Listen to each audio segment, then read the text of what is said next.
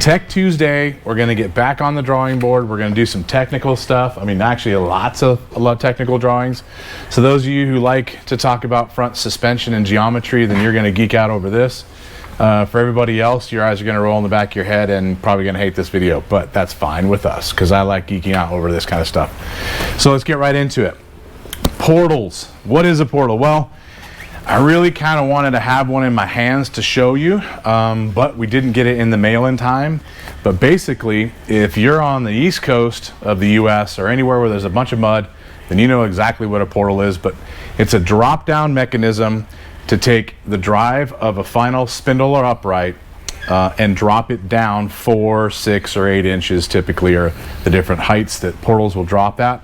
In essence, it's a gear-to-gear mechanism that allows you to lift your UTV by exactly that amount, 4, 6, or 8 inches, somewhere in that range, depending on what you want to actually fit on there for wheel and tire, and what you can actually fit on the UTV you have when it comes to turning radius. If you guys, you know what a portal is, this is easy, but if you have never seen one, then it's basically a billet aluminum case with a few gears in it, and I've kind of got one taken apart.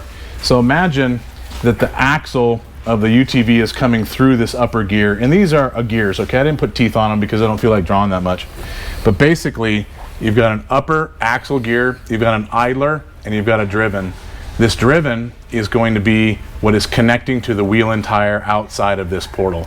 Now, the 3 gear systems were popular in the past, but the idlers tend to be weak. So now, you've got typically a 4 gear system with 2 idlers.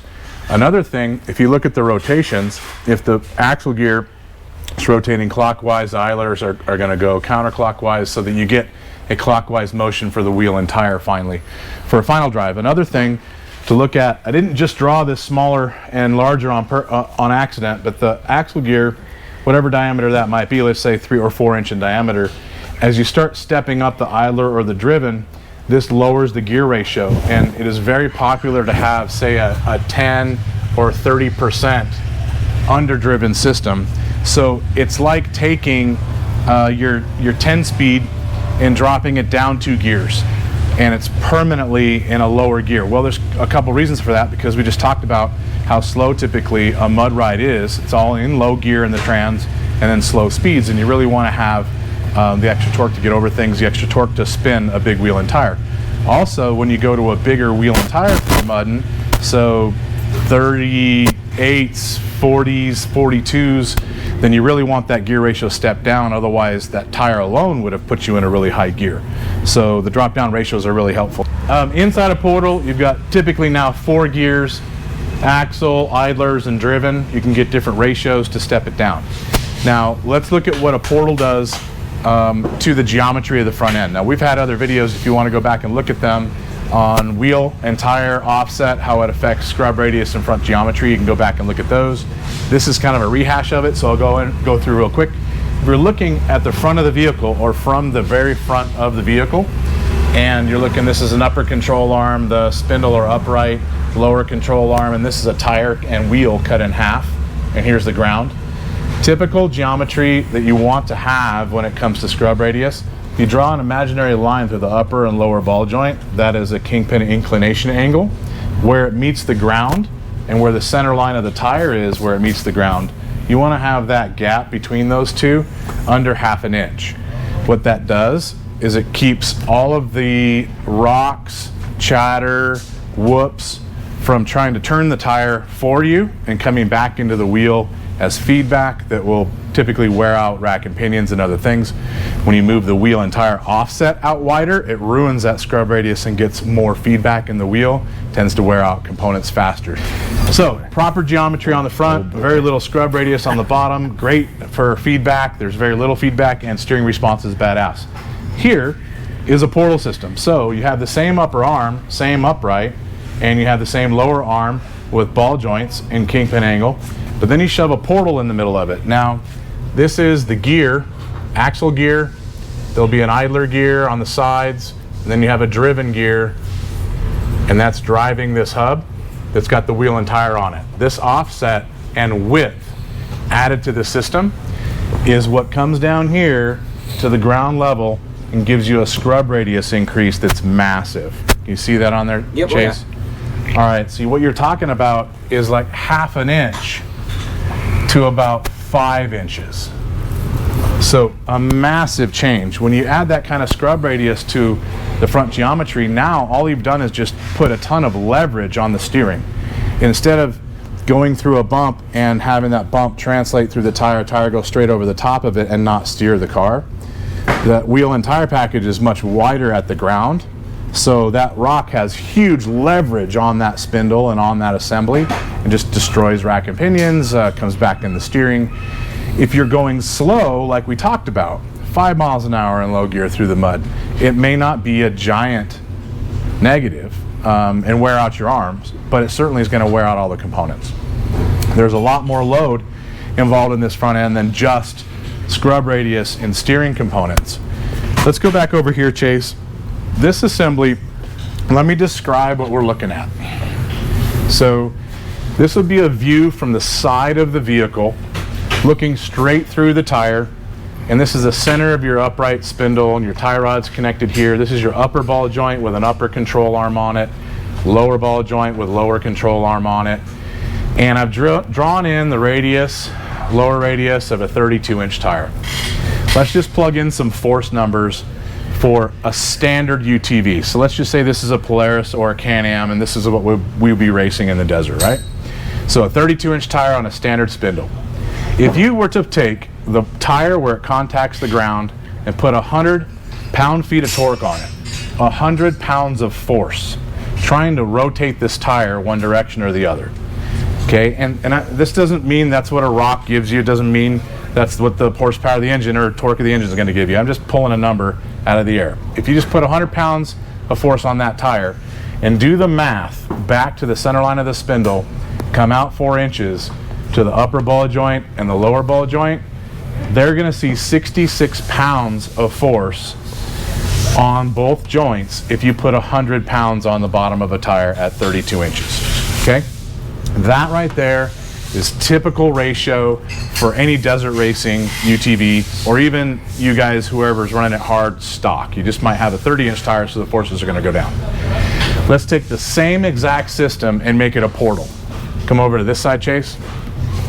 All right, so now we've got this, looking from the side of the vehicle, looking through an imaginary tire, looking at the upright or spindle with an upper control arm and ball joint, lower control arm and ball joint, and now I've drawn in a portal in this drop-down portal assembly. So if this was a 3-dimensional or see-through, then that's your gear assembly in the portal. This is an 8-inch portal, 4-inch spacing from center line to upper ball joint, center line to lower ball joint, another 4 inches to the bottom of the portal drive. I'm going to put on here a 42-inch tire, and I've done the math for a 42-inch tire. If you put 100 pounds of force on the bottom of that tire, this upper ball joint is going to see 375 pounds of force. Now, that's a massive change. It is almost 6 times the force on that upper joint than the factory system has. And this is why most everybody with portals have got arms that are ripped off or ball joint failures, and that's why big ball joints are made for these. Frame mounts, frame supports, control arm, upgrades at the bushing tabs tend to rip off. There's a ton of leverage on this that is hard to quantify unless you start putting some math to it. So now, that's if basically I just grab the tire and I rotate it with 100 pounds on my fist, right? What if you bound the system up and you hit a rock with 500 pounds of force? Or what if you bounce this thing up against a lip that you have to crawl over a log, and you're kind of in the throttle and it's not moving, it's kind of climb over the log, and it finally breaks loose and gets over that log or that ledge? Let's say that was 800 pounds of force. At 500, that upper control arm is going to see 1,875 pounds on it. Jeez. At an 800 pound hit or an 800 pounds of force at the tire, that upper arm sees 3,000 pounds. What upper arm? Of force. Yeah, so Mitch, you got a perfect one. What upper arm? What upper arm? There's no arm left on something like that, and 800 pounds of force is really easy to do. I mean, we do it pretty regularly just by hitting whoops. So even at slower speeds, you guys with a portal are going to see it when things get bound up and finally break loose. That's when you're going to see those loads. Steve? Justin, talking about all the loads and stuff like that, would you have to change or upgrade your front diff? Absolutely. I mean, diffs blow. So anything in the drive line, without that. Yeah, I mean, so anything in the drive line is going to see these forces put back into the drive line. Now, they're not going to be the same numbers because we're just figuring upper arm, ball joint, like trying to rip the arm off the car kind of forces is what I'm giving you now. But all the torque loads are going to go up. So that's why axles break. Front diffs are going to go. Drive lines, driving the front diff and transmissions, all of which right down the line you're going to find the weak links. Now, I'm not saying portals are bad because portals have a use. They have a specific need in the mud, and I can really, really appreciate it after seeing what everybody has put them through and why they need them in this type of stuff. I'm just kind of pointing out some more numbers. So now look at the factory system again. What if this factory system was, say, raced in the desert and you nail the bottom of the tire with 500 pounds or 800 pounds? At 500 pounds, the upper arm only sees 330 pounds of force. At 800 pounds, it only sees 528. Compared to 1,800 and 3,000 pounds. 2,500 pounds more. Yeah, I mean, us blowing through the desert and hitting an 800 pounds of force, rotational force on the bottom of that tire is barely more than what the upper arm sees on a portal system with 100 pounds of force on it. It's just it's 6 times or more. And I'm not even figuring any of the shock loading. I mean, 800 pounds might be a gradual thing, but what if it was I mean, that could be thousands of pounds of force, which would translate into 10 or 15,000 pounds on the upper arm. If I was to do a portal desert car, I would do a 4-inch portal because it would line the actual driven up with the lower ball joint and you would lose a lot of the load. And I would design it for high speeds with really, really high dollar gears, correct geometry, and cooling for the system. It would need it for any desert racing, that's for sure.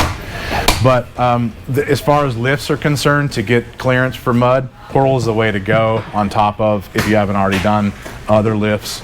So speaking of lifts, ride height, we have mud spring kits and portal spring kits. If you look at our site now, they're going to see mud specific and portal specific spring kits, which are going to get you the lift that most mud guys want, but with suspension that actually will move and function so you're not driving around feeling every rock.